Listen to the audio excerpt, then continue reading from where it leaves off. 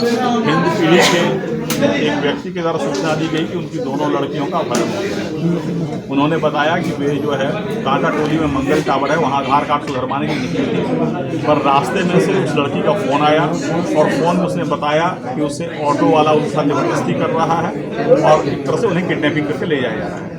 दोबारा भी जो उनका ऑडियो आया उसमें था कि वो किसी जंगल में फंसी हुई है और वहाँ से उन्हें ट्रक का लाइट दिख रहा है। इस तरह की बातें आई जो बिल्कुल अपहरण की कहानी को बता रहा था। इस बात पर जो है एक SIT CPSP के नेतृत्व में मैंने गठित किया, जिसमें कोतवाली DSP, CP DSP, हमारे तकनीकी सेल के पदाधिकारी और बहुत सारे ऑफिसर, जिसमें हिंद पीढ़ी के पदाधिकारी और अन्य थाना के पदाधिकारी शामिल थे। और पूरी टीम ने बड़ी मेहनत और लगन से रात भर जो है जंगल, पहाड़, जो भी संभावित लोकेशन थे उसको सर्च किया। इस सर्च के दौरान जो भी इनपुट था उसके आधार पर किया गया, लेकिन जो निष्कर्ष है वो फलाफल हम लोग का शून्य रहा। फिर जब हम लोग जो है अनुसंधान करना शुरू किए और हमारी टीम ने काफ़ी दक्षता से CTSP के नेतृत्व में इस कांड का अनुसंधान किया, और जब अनुसंधान में बातें परत दर परत खुली तो लगा कि अपहरण की बात सही नहीं है संभवतः। उसके बाद जब हम लोगों ने इन्वेस्टिगेशन किया पता चला कि ये लड़कियां जो है जब घर से निकली हैं तो किसी ऑटो का यूज नहीं किए हैं।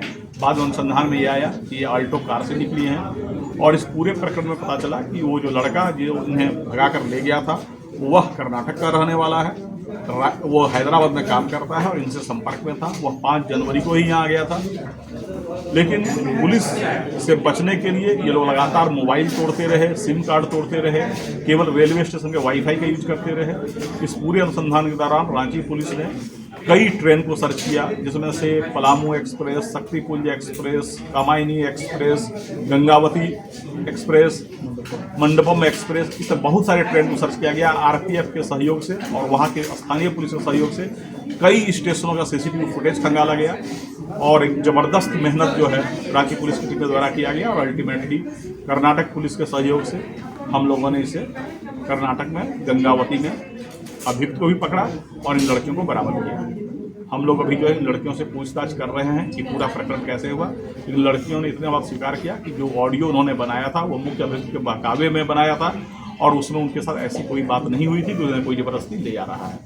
हम लोग पूरे मामले की छानबीन कर रहे हैं और कुल मिलाकर जो 5 अभियुक्त इसमें शामिल थे, जो पूरे प्लानिंग में और पुलिस से बचने में उन्होंने सहयोग किया, उन सबों को गिरफ्तार किया गया है और हम लोग आगे का अनुसंधान कर रहे हैं।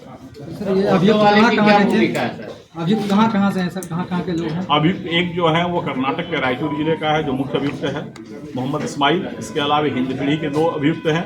इसके अलावा एक चितरपुर का अभियुक्त है और एक गढ़वा नगर उटारी का अभियुक्त है। सर जैसे लास्ट लोकेशन और मांझी था, और मांझी के बाद ये लोग इसी ऑल्टो कार से ये जो अब अनुसंधान से क्लियर हुआ है, ऑटो से कहीं नहीं गए थे, ये ऑल्टो कार से निकले थे। और पूरे अनुसंधान से यह क्लियर हुआ कि यहाँ से चितरपुर से फिर कोडरमा से गया से दूधी से बनारस से नागपुर से गंगावती कर्नाटक जा रहा। तो लड़कियां जब अभी मन से निकली तो आखिर इससे किडनैपिंग का शक क्यों दिया गया? नहीं, अभी जो है लड़कियां मन से निकली है या वो किसी दुष्प्रभाव में बोल रही हैं, जब तक लड़कियों को हम लोग काउंसलिंग करके उन्हें परफेक्ट नॉर्मल कंडीशन में नहीं ले आए तब तक कुछ भी कहना प्रीमेच्योर होगा।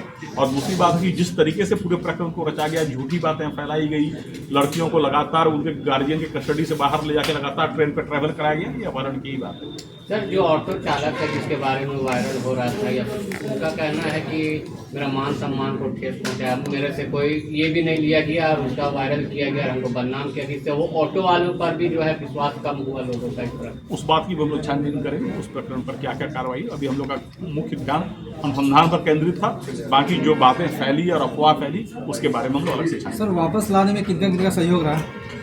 वापस लाने में हमारी SIT की टीम वहाँ गई थी और मामले की गंभीरता को देखते हुए हमने पूरी SIT को एरोप्लेन से कर्नाटक भेजा और पूरे अभियुक्त और जो लड़कियां बरामद उन सबको हम लोग एरोप्लेन से लाए ताकि मामले में कोई विलम्ब न हो, क्योंकि बहुत तरह की भ्रांतियां फैल रही थी और शहर में एक तरह का अलग तरह का वातावरण पैदा हो रहा है। जिस तरह से ये लोग सोची समझी ये प्लानिंग के तहत ये तारीख की है, पुलिस को गुमराह किया गया, गार्जियन को गुमराह किया गया, उसके लिए भी कानूनी प्रावधान है और वैसा लगे तो लोग कानूनी प्रावधान के तहत उसमें कार्रवाई करेंगे। सर राज्य के मुख्यमंत्री हेमंत सोरेन इसमें संज्ञान लिए।